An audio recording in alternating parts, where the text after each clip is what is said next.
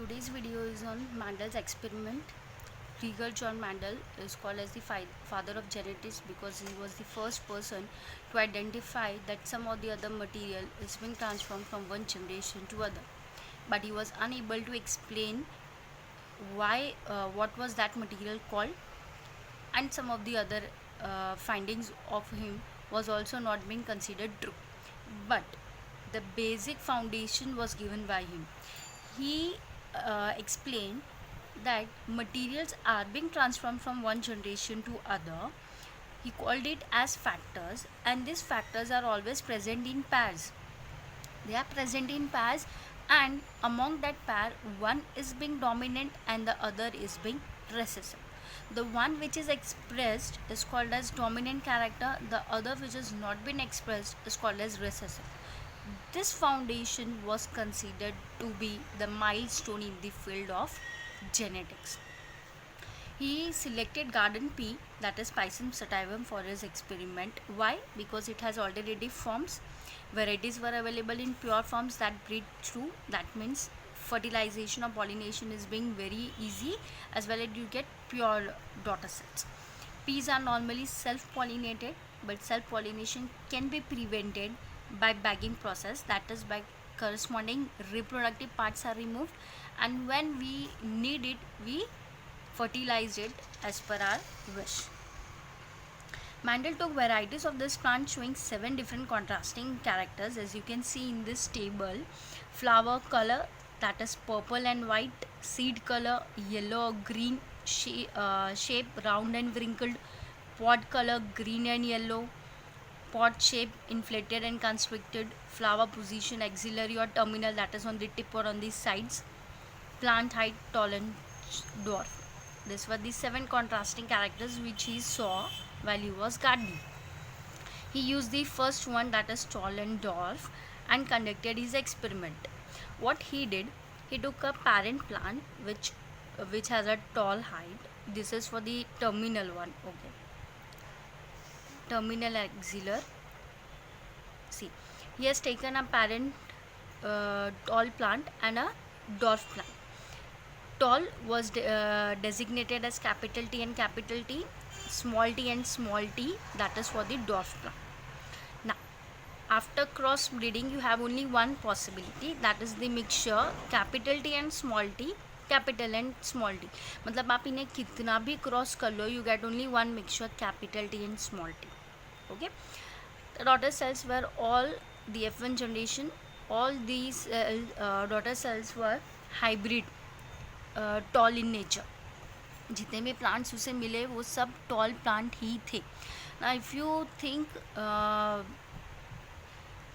Think on this, अगर एक heighted plant है और एक स्मॉल प्लांट है, उन दोनों का मिक्सचर अगर हम लेते हैं तो you get a medium height plant. But ऐसा नहीं हुआ, उसे सबके सब टॉल ही मिले, जिसके बेसिस पे उसने ये चीज़ समझाई कि जो डॉटर सेल्स है उसने खाली कैपिटल टी के कैरेक्टर्स ही लिए हैं, स्मॉल टी के नहीं. Got my point? He explained that character of only tall plant was being incorporated inside the daughter cells and not of the dwarf plant, that is the recessive one. Thus he gave the conclusion that law of dominance is being dependent on the type of the character taken up by the daughter cell. The one which is taken up and expressed is called as the dominant character. तो यहाँ पे tall को उसने dominant बताया, dwarf को उसने recessive.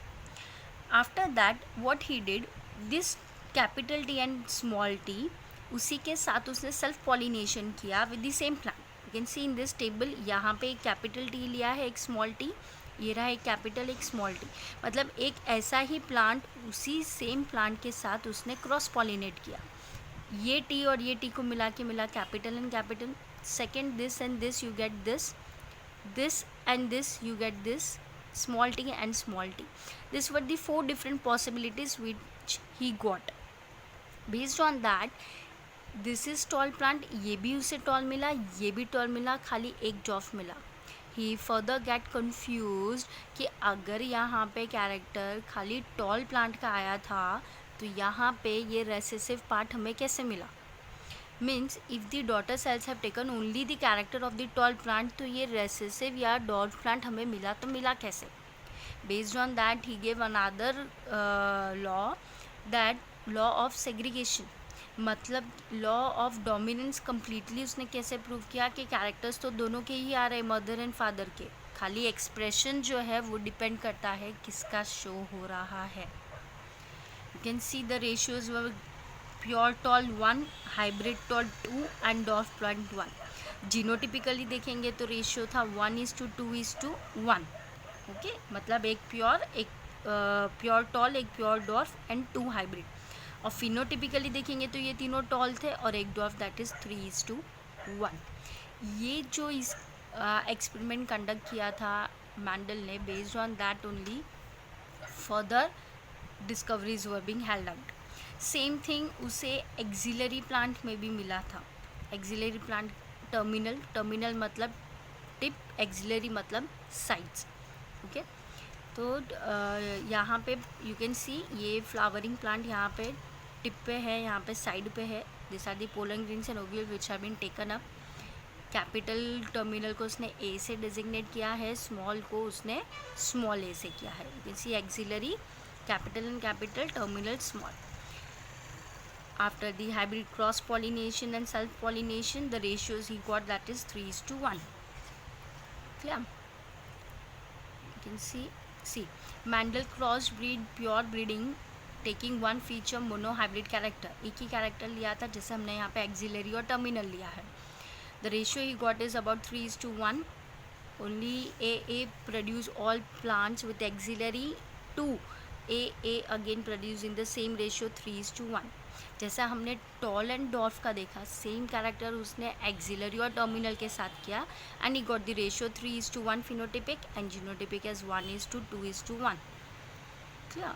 Same thing is being conducted only the, जितने भी 7 कॉन्ट्रास्टिंग कैरेक्टर्स थे उसने सारे 7 कॉन्ट्रास्टिंग कैरेक्टर्स में यही चीज़ें की थी and then he came to the conclusion of law of dominance. Case 3. Case 3 is somewhat different from case 2 because over here he has taken 2 different characters. Okay, 2 different characters लिए थे उसने यहाँ पे.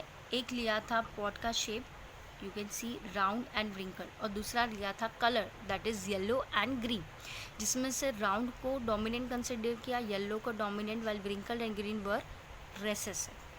सेम थिंग की उसने यहाँ पे भी. You can C in the table he has taken 1 dominant character, 1 recessive, दोनों को ही क्रॉस ब्रीड किया. पॉसिबिलिटीज़ खाली यही मिली. Daughter cells were R and R, that is capital and small. Same फिर से वही क्रॉस सेल्फ पॉलिनेशन किया इन दोनों के बीच, capital R small R, capital R small R, तो उसे वेराइटीज़ मिली. ये रेशियो वही फिर से 1:2:1 genotype, phenotype that is 3:1. Self pollination करने के बाद एक और टेबल उसे मिला जहाँ पे ये डिफरेंट वेराइटीज़ थी. क्यों? बिकॉज ये जो पॉसिबिलिटीज़ मिली उसको उसने कंसिडर किया था. सी यहाँ पे उसने क्या लिया थे, राउंड के लिए मैंने कैपिटल आर लिया है, येलो के लिए मैंने कैपिटल वाई लिया है. 2 कैरेक्टर्स हो गए, ये हो गया शेप, ये हो गया कलर. सिमिलर रेसेसिव के लिए ये हो गया शेप, ये हो गया कलर. ठीक है, that is wrinkled and green.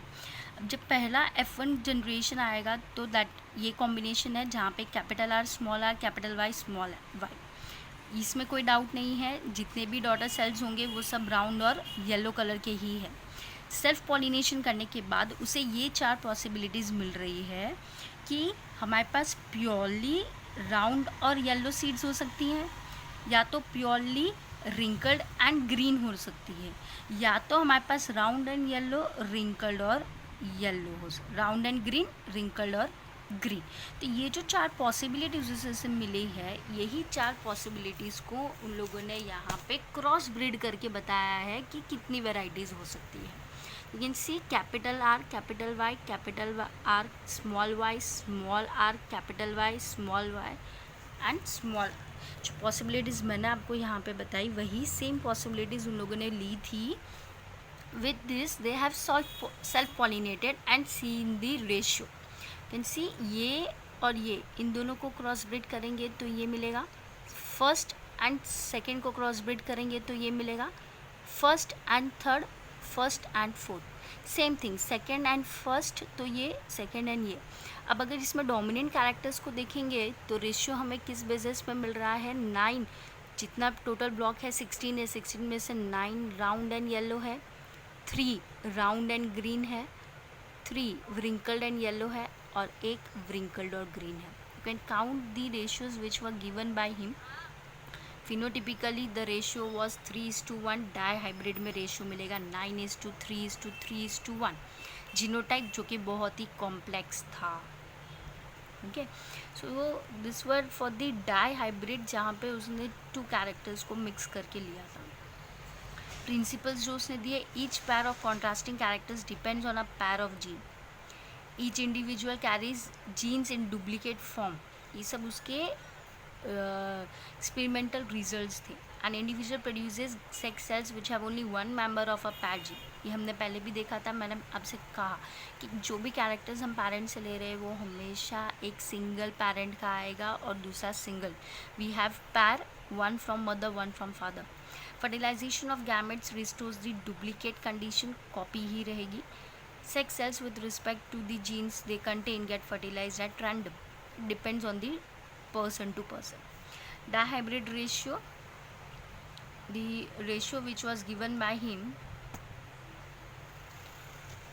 Mendel tried several combinations, one such was round and yellow, जिसके बारे में मैंने आपसे कहा अभी। Okay, we have seen this. Based on that, the law of inheritance, dominance out of a pair of contrasting character present together, only one is expressed, the other remains suppressed. The dominant character is expressed and the one unexpressed is called as recessive. As I told you earlier, and always it is a homozygous recessive. Okay, that is mixture.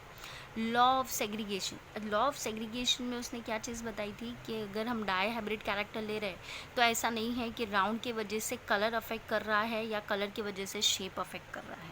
Based on that he explain the law of segregation that when two members of a pair of factors separate during the formation of gametes, they don't blend but segregate or separate into different gametes. Mix नहीं हो रहे पर अपना अपना individual character show कर रहे हैं। The gametes combine together by random fusion at the time of zygote. Independently they show that character, इसीलिए उसने तीसरा लॉ दिया था, law of independent assortment. When there are two pairs of contrasting characters, the distribution of members of one pair into the gamete is dependent on the distribution of the other, that is without the mixing. Applications, a knowledge of the basic Mendelian principle gives us an idea of new combinations, progeny, as well as to predict the frequency. Such information is of great importance to both plant as well as for the animal, क्योंकि इसी hybrid condition से हमने आगे बहुत सारी theories निकाली है।